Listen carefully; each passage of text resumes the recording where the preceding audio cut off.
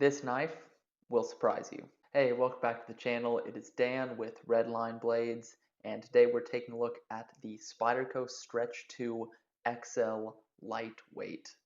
This is a really interesting model from Spyderco, and I want to show you how to disassemble it, take care of it, and all the interesting things that this knife has going on. So, if that sounds good to you, stick around and let's get into it. The Stretch 2 XL Lightweight is one of Spyderco's newer lightweight models. This is made in Japan. It has a number of different versions, and it's a little bit unique in Spyderco's lineup of lightweights due to its size and some of its construction. It's really interesting inside, so let's go down to the table, get this apart, learn how to disassemble it, take care of it, what's going on with the internals, and how to put it all back together. Quick pause, if you are interested in this knife, you can head over to our website at the link in the description and pick up a Stretch 2 XL Lightweight right now. We have multiple versions in stock, including many other Spydercos and knives from other brands that are specially selected and curated for our website. So if you're interested in any of that, head to the link down below, redlineblades.com, and let us hook you up with the best knives in the business. Right here are all the tools that you're going to need for this. Some bit drivers in size T8 and T6, rubbing alcohol, a lubricant of some kind, a bit driver to some Loctite, and some small cloth pads or paper towels, anything like that. First thing I'm going to do is get my bits here. Start with a size Torx T6 right here. That's what I will use for the body screws. Take this one out at the bottom. These screws are pretty long, so if you have a screwdriver that has one of these spinny things on the end, that makes it a lot easier to pull these out, just because you'll be winding for a little while. So this knife is interesting right off the bat because it doesn't have the traditional posts of a Seki City lightweight Spyderco, where the screw on this side threads into a metal post on this side and they come out as two pieces. It actually has threads directly in the FRN on this side. Right, and now the pin for the lock bar is actually one of those traditional two-piece pins where it has a screw that threads into a pin over here. So take that one out. Now a Torx size T8 for the pivot. Let me confirm that. Yep. Switch drivers and pop the pivot out. You only need those two Torx bits. T8 for the pivot, T6 for the body screws, and that includes the clip screws. We don't need to worry about the clip for this one, which makes things a little bit easier. And I'm going to take it off from this side. Boom, there we go. Pretty easy to disassemble. I've got it apart right now. The back spacer is one integral piece here, which is very interesting. It has a slot for the lock, for the spring bar, for the back lock right there. And you can see the threaded inserts right here, here, and up here for all the pocket clip positions. That's where those thread into. And go ahead and pop the blade off the pivot, press the pivot pin out, and take the lock bar off, press that pin out. Here's the other side where the back spacer mates into. Again, really cool design. You can see how they've molded everything in here. And I believe that these cutouts are not necessarily to reduce weight, they're to increase stiffness. So having this geometric pattern in here makes the scales stiffer, and they really do feel pretty stiff for just being a pretty thin piece of FRN. You can see they don't have very much flex in them. I would say it's pretty comparable, honestly, to a knife with steel liners and FRN scales, like a Delica, for example. Pretty similar in the amount of flex. It really isn't much different, and especially when you have this nice, sturdy, molded back spacer, that adds a lot of rigidity here. You'll also notice that there are no washers. The blade actually rides here directly against the FRN, which is very interesting and also sets it apart from other knives such as the Delica or Endura. And here's a look at the blade and the tang here. and then the lock bar.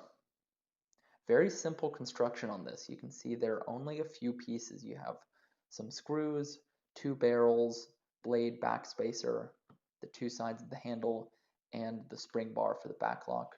Very simple construction here. It's a very cool, very interesting knife in that regard. It doesn't have a separate piece for the backspacer or anything. Now I'll clean everything off and then we'll start putting it back together.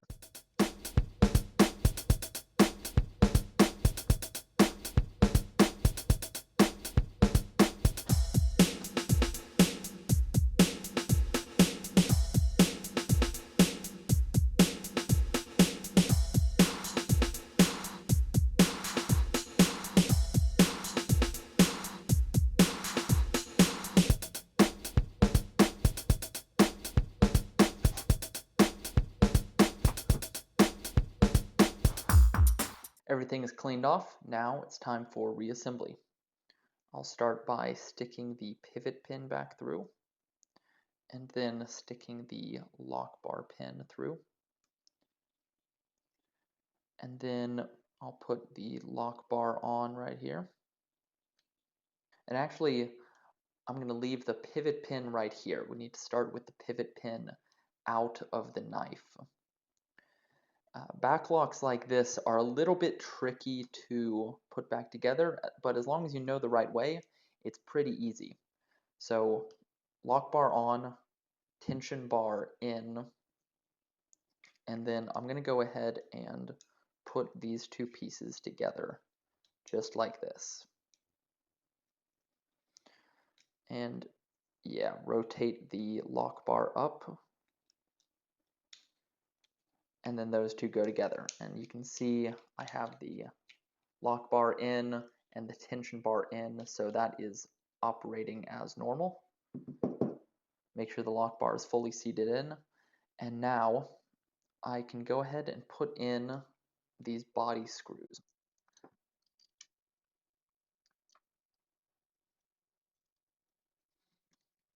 And I'm just going to put them in a little bit just so they're threaded and keeping the handle scales close together.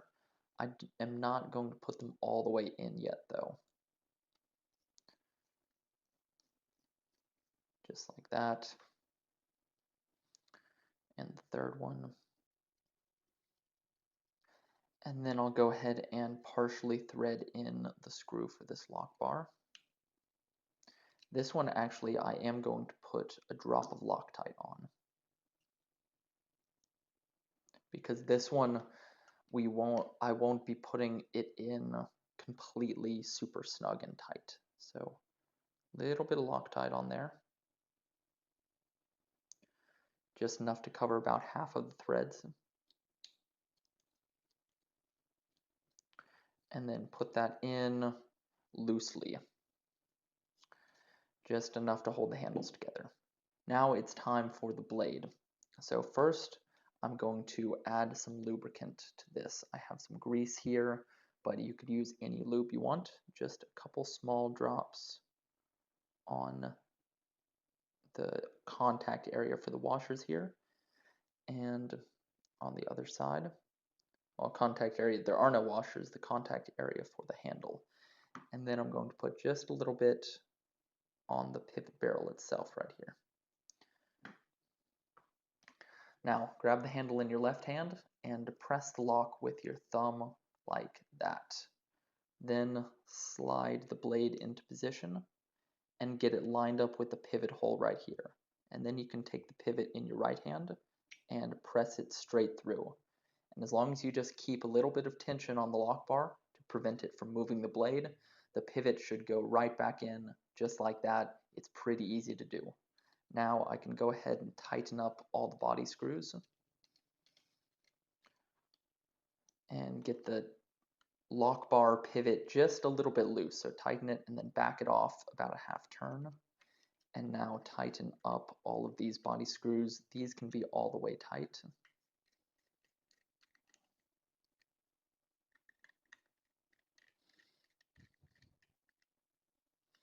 And then I'm going to switch to my T8 here. And I'm also going to add some Loctite to this pivot screw.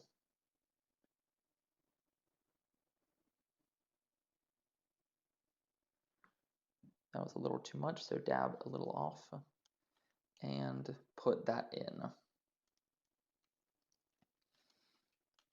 Gonna get that tight and then back it off a little bit and see where we are here.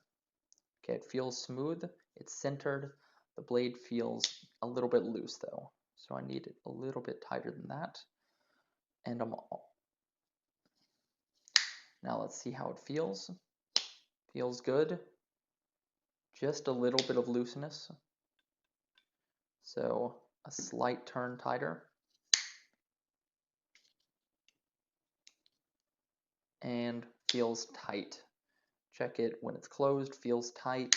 When it's fully locked open, feels tight. And when the lock bar is off, it feels tight. And the blade doesn't fall shut, but just with a little wiggle, it drifts closed, and that's just exactly what we're looking for. Easy to operate, but nice and tight. That's perfect. And now I'm going to check on this back spacer or the lock bar screw, make sure that's tight enough. So I'll tighten it a little bit more and see what that does. Make sure it doesn't bind up the lock bar. Feels good still. Tighten it up a little bit more. And that you can actually tighten that screw really far and it doesn't really bind up the lock bar. So that's, yeah, that's good. That's perfect where it is. There we go. And then I'm flipping this open and close just for demonstration, but make sure you give that Loctite a chance to cure for probably 30 minutes to an hour before you actuate this too much. And I can actually feel that a little bit looser. So I'm going to tighten up the pivot back to where it was. And perfect. Just right. Yep, excellent. You can see a blade actually came back perfectly centered. Everything is lined up. And it's excellent.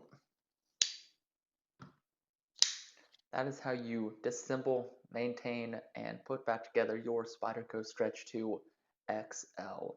I hope you found this video interesting and helpful. If you did, I would definitely appreciate it if you went down and left a like and a comment down below. If you have any questions, drop those in the comments. We would love to hear from you. And if you have any suggestions for future videos or knives you want to see covered, leave those down there.